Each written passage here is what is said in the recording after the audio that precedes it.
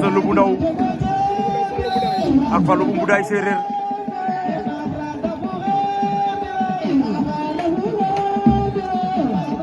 suma juumul dugg nañ ci quart de finale yi.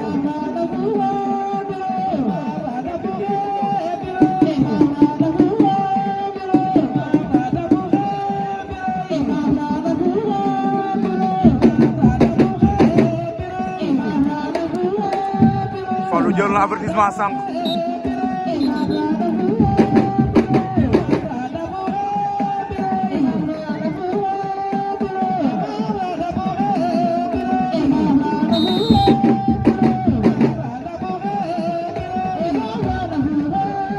Sëlu bu ndaw booy soo ko amee da nga koy surveiller yoot ko jàppam dëgër lépp looy def nga soog kaa def waaye li ma gis ni ngay bëre booy bi arrangé wu la Sëlu booy ay trompeur lañu te seen fi nag seen sañ dal naa may lu ne. Fallou ngoy rikam Fallou kottu na ko